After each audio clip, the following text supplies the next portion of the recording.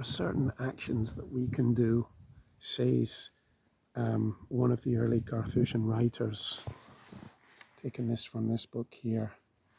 There are certain actions that we can do that leave us in a wholly carnal state of mind.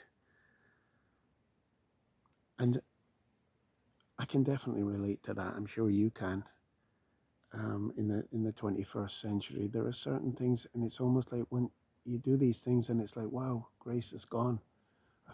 You know, leave you completely either in a state of torment or just feeling, wow, this must be how folk live without grace, without supernatural grace. Well, similarly, this author's going to say there are things that we do so spiritual, like deep and pure prayer, attending in a very active way and with good preparation the divine liturgy, etc.,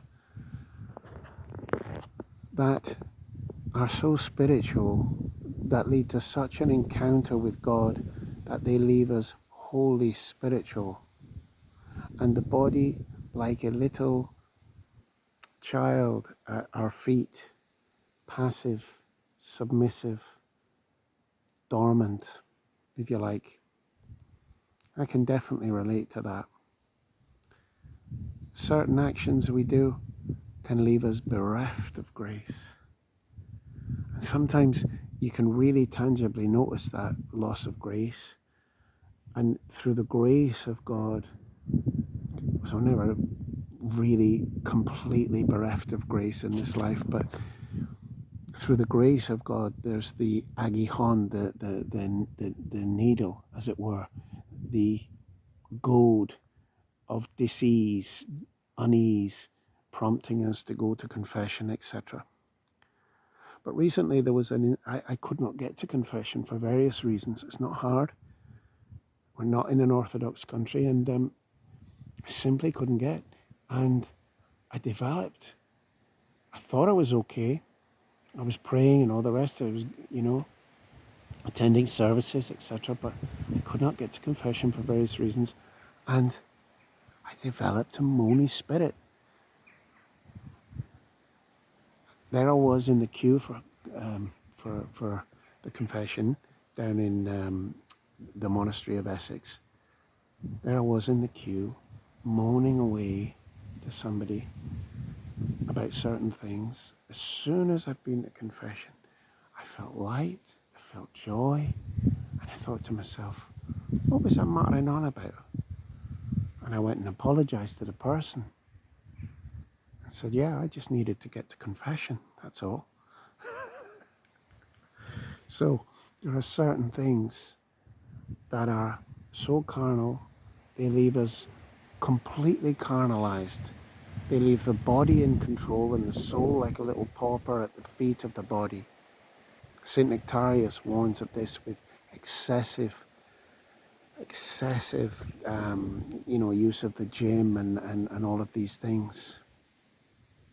Excessive obsession with exercise and muscularity and all these things can leave the soul like a little puppy dog at the feet of the body.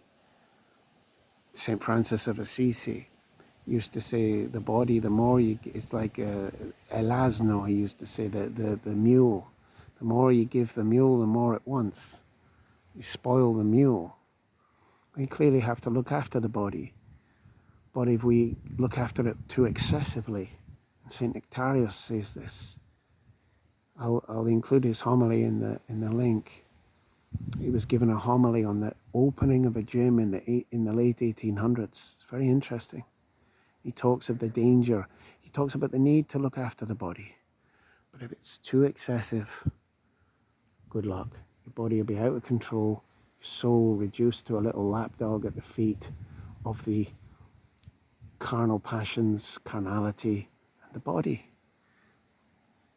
In the saints, I remember Father Zacharias saying to me when I asked him, there is no dualism, there is no polemic between the body and the soul, but we are not saints, and therefore there is this struggle between the body and the soul.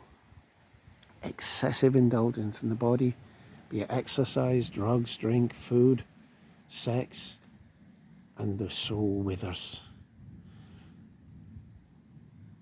And there must be a healthy balance, St. Nectarius reminds us in this homily. The body, particularly for young people, must be strengthened so that we don't get weak and so that we can be of good service in the world, etc. But if it's excessive, like for so many people it is today, this is why our churches are empty, folks. This is why this monastery will have a fraction of the visitors that any local gym has, especially with the young people today. If I was a priest, I could not forgive myself if my church was not as busy as my local gym. And I know there's excuses to mitigate, but I can't think of many. Churches should be open. They should be as busy as local gyms, gyms for the soul. Liturgy should be frequent, not just once a week. I just cannot understand it. Especially in busy cities, I cannot understand it.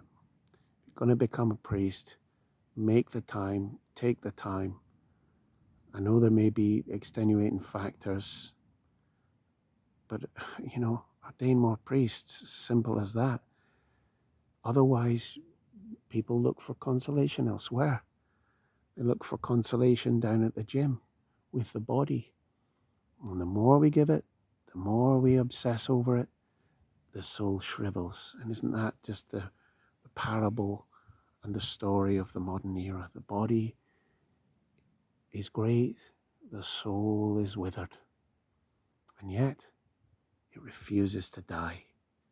So places like this will remain open, calling silently the soul to awaken in the silence, and even more so by the rhythm of the Orthodox Church, where it's reinstated and living and thriving, just once a week, like a little part-time club.